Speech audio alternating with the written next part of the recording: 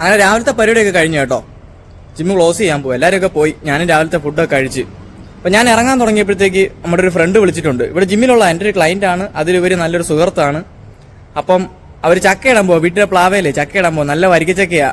അപ്പോൾ വരുവാണെങ്കിൽ ചക്ക എടുത്തുകൊണ്ട് പോകുമെന്ന് പറഞ്ഞ്. അപ്പോൾ എന്തായാലും നമുക്കിന്ന് പോയി ചക്ക എടുത്തുകൊണ്ട് വരാം. ഞാനവിടെ ചെന്നപ്പോഴത്തേക്ക് എനിക്ക് നല്ല കപ്പളങ്ങാപ്പഴം കിട്ടി കേട്ടോ. വീട്ടിലുണ്ടായതാ. മറ്റേ റെഡ് കളറിലെ നല്ല പഴുത്ത കപ്പളങ്ങാപ്പഴം. ഞാനതൊക്കെ കഴിച്ചിട്ട് ചുമ്മാ പുറത്തേക്ക് ഇറങ്ങി. അപ്പോഴത്തേക്ക് ഇതെല്ലാം ചേച്ചിയുടെ ചെടിയാ കേട്ടോ. ചെടികളുണ്ട്, പച്ചക്കറി വിത്തുകളുണ്ട്, അങ്ങനെ കുറേ ഉണ്ട്. ഇഷ്ടംപോലെ ചെടിയുണ്ട്. ചേച്ചി ഇടയ്ക്ക് നിവിക്ക് കുറേ ചെടി വീട്ടിലോട്ട് തന്നു വിട്ടായിരുന്നു. ഞങ്ങൾ ഇവിടെ വീട്ടിലും അതെല്ലാം പിടിപ്പിച്ച് വെച്ചിട്ടുണ്ട്.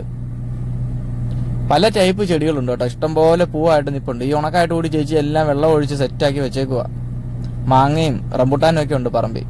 ജിയോച്ചേട്ടൻ ഒരു കത്തി എടുത്തോണ്ട് ചക്ക കണ്ടിക്കാനായിട്ട് അങ്ങോട്ട് പോയിട്ടുണ്ട്. ഞാനും പുറകെ പോയി. താന്ന് കിടക്കും കേട്ടോ. നിലത്ത് തട്ടിയാ കിടക്കുന്ന ചക്ക. അത്യാവശ്യം വിളഞ്ഞ ഒരെണ്ണം നോക്കി കണ്ടിച്ചിട്ട് ഞാനിവിടെ കൂടി പിടിച്ച് ഉരുണ്ട് താഴെ പോകണ്ടല്ലോ എന്ന് കരുതി. കത്തിക്ക് നല്ല മൂർച്ചയായിരുന്നു കേട്ടോ. അതുകൊണ്ട് പെട്ടെന്ന് മുറിഞ്ഞു കിട്ടി. ജിയോച്ചേട്ടൻ അതും എടുത്ത് ബാഹുബലി പോകുന്ന പോലെ നേരെ എന്റെ കാറിന്റെ അടുത്തോട്ട് പോയി. ഞാനും പുറകെ നിന്ന് ഡിക്കി തുറന്ന് പിന്നെ അത് നേരെ കയറ്റി കാറിനകത്തിട്ട്. പിന്നെ അവർക്ക് ടാറ്റായും കൊടുത്ത് ഞാൻ അവിടുന്ന് പോകുന്നു കേട്ടോ. മെയിൻ റോഡിൽ നിന്ന് ഒരു ഇച്ചിരി ഉള്ളോട്ട് കയറിയാൽ മതി വീട്. നല്ല അടിപൊളി വീടാണ്. എനിക്ക് ഭയങ്കര ഇഷ്ടമാണ് അവരുടെ വീട്. അവിടുന്ന് ഞാൻ നേരെ തിരിച്ചു പോകുന്ന വഴി ഈ അമ്മാവണ്ടി ഉണ്ട്. ഇത് 2 ദിവസമായിട്ട് അവിടെ കിടപ്പുണ്ട് കേട്ടോ. ആരും അവിടെങ്ങുമില്ല. എന്നാൽ അവത്തേലൊന്ന് കയറിയാലോ എന്ന് വിചാരിച്ച് പിന്നെ നേരെ വണ്ടി നിർത്തി ഇറങ്ങി അതിന്റെ മടക്കേ വലിഞ്ഞു കയറി. എനിക്ക് ഭയങ്കര ഇഷ്ടമാണ് കേട്ടോ ഈ അമ്മാവണ്ടി, JCB, പഴയ ലോറി. ഞാൻ എങ്ങനെയൊക്കെ പോയി കയറാൻ നോക്കും. അതിന്റെ അകം ഇങ്ങനെ കേട്ടോ. കപ്പലിന്റെ ഒക്കെ സ്റ്റിയറിംഗ് പോലെ ഒരു സ്റ്റിയറിംഗ് നല്ല രസമുണ്ട്. പിന്നെ ബ്രേക്ക് കയ്യിലാന്ന് തോന്നുന്നു, ഹാൻഡ് ബ്രേക്കാ. അതുപോലെ എന്തോ ചെയ്യുന്ന. പിന്നെ ആക്സിലേറ്ററും കണ്ടുപിടിച്ചു. അതിന്റെ ചെറിയൊരു പെഡൽ അത്രേ ഉള്ളൂ. പിന്നെ അതിന്റെ മണ്ടയ്ക്കൊന്ന് ചാടി ഇറങ്ങി. കയറാൻ എളുപ്പമായിരുന്നു, ഇറങ്ങാൻ പാടുപെട്ട്. ആ മതിലിന്റെ ഇട ഉരുണ്ട് വീണാന്. പിന്നെ അവിടെ നേരെ വീട്ടിലേക്ക്. ശിവാനി അവിടെ നിപ്പുണ്ടായിരുന്നു.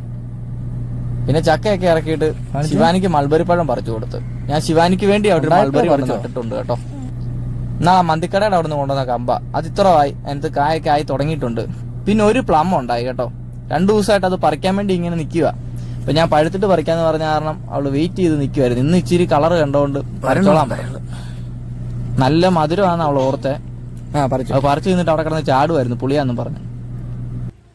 ഞാൻ ശിവാനിക്ക് വേണ്ടി ഇതെല്ലാം വെച്ച് പിടിപ്പിച്ചേ. ആ മൾബറിക്കകത്ത് ഒരു കായ ഉണ്ടാകാൻ അവൾ സമ്മതിക്കുകയില്ല.